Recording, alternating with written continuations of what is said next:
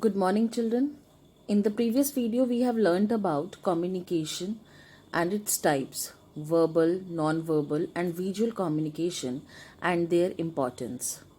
In this video, we will do session 2 of communication skills. We are going to discuss communication cycle, feedback, and its importance. As you know, in the communication process, one person is a sender who conveys a message to another person, known as the receiver. When the receiver gets the message, he acknowledges it and sends back a response. This leads to a cyclic process known as communication cycle. You have already done communication cycle in 9th standard. Let's take a quick recap on the elements of communication cycle. Sender. Elements are sender, encoding, message, communication channels, receiver, decoding, and feedback. Sender.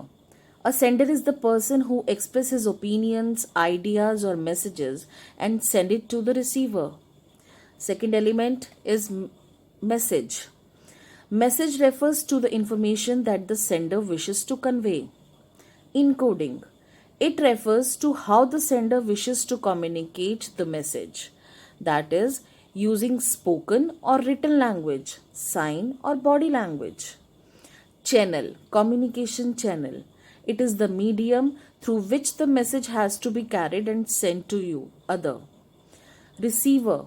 A receiver is the person for whom the message is intended. Decoding.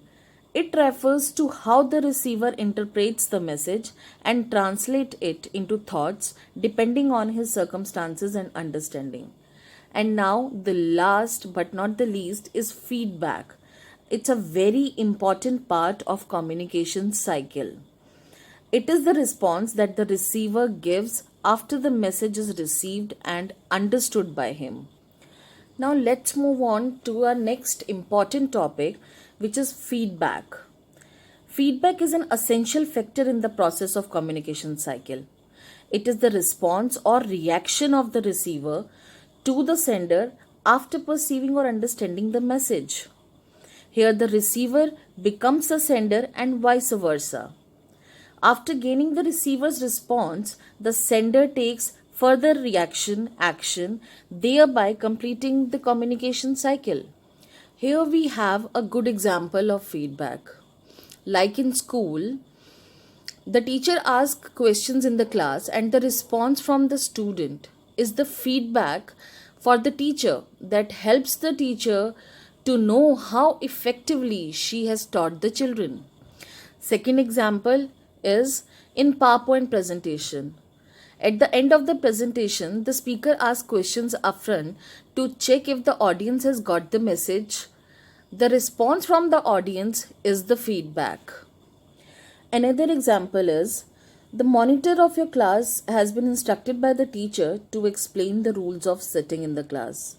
He or she explains each rule one by one. You all listen to her carefully and follow the rules.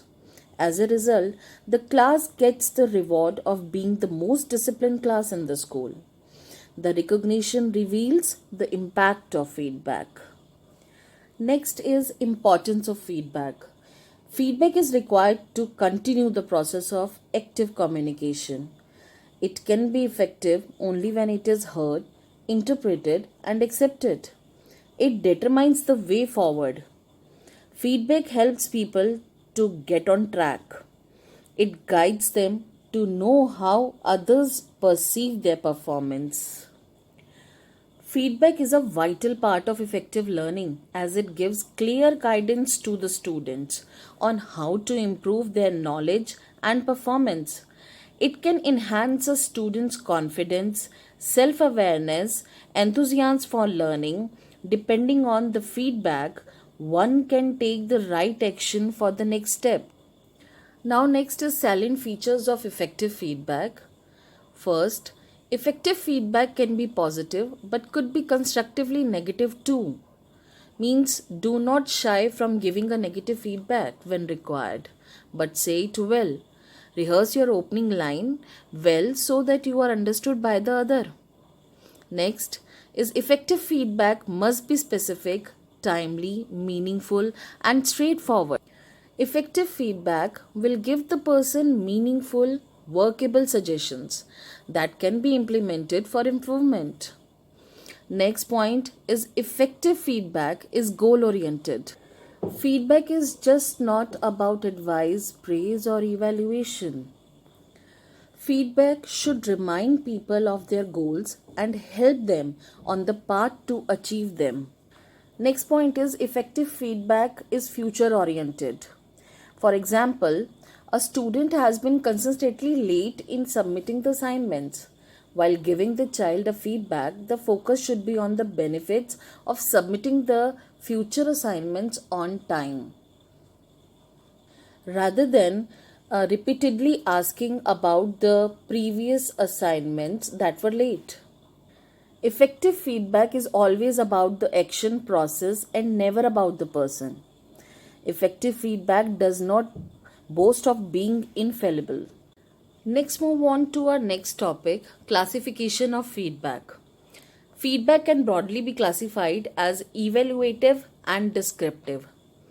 Evaluative feedback is a result of your term and exams, your half yearly exams, and is therefore judgmental and teaches comparison with others. For example, consider a student being told you are improving but still need to work hard in few subjects. Neither will the student understand the area he has improved in nor the area where he has yet to improve in. Next type of feedback is descriptive feedback. Descriptive feedback includes specific information in the form of written comments or verbal conversation, means oral conversation, that help the learner understand what he needs to do in order to improve. In other words, it enables students to learn about their current achievement along with the weakness which need to be improved. It includes suggestions to help them achieve their objectives. It also provides a direction for the students to identify the steps taken to fulfill their goals. However, it does not include grades, marks, or coded symbols. Descriptive feedback should be focused on how well the task has been accomplished along with the providing suggestions to improve further. It has some benefits like provides useful information to students about their learning, fills the gap between their present level of performance and the learning goals, enables the students to self-access and set their goals accordingly. When a student get informative feedback about their work, they get a chance to analyze how they have performed, which concepts they have understood clearly and which concepts need improvement. They can make an outline of the areas which need improvement and proceed further with more clarity. Next, we have another type of feedback which is specific and non specific feedback. Feedback can be specific and non specific depending on the information being conveyed through it. Now, what is specific feedback? Specific feedback provides detailed information about something particular relating to a task or an individual's performance. It is beneficial as it gives the receiver something substantial to think about the work on the area which need improvement. Next is non-specific feedback. Non-specific feedback in general gives a vague response to the receiver. It may not be of much help as it does not guide the receiver properly to achieve the desired goal. It gives the impression that the sender has not given a thoughtful responses. For example, great job. The issue with the above remark is that it is not specific. It does not indicate what went right that led to success. It also does not provide any detail about how to repeat this success story with future projects. So after discuss the feedback, what are the things you think will make feedback effective? 1. Be descriptive, not evaluative. 2. Be specific, not general. 3. Be behavior specific, not person specific. And 4th, be relation oriented, not selfish. That's all for the session. There is a small assessment for you. Can you identify the following as specific or non-specific feedback? First, I like your project report. You are doing a good job.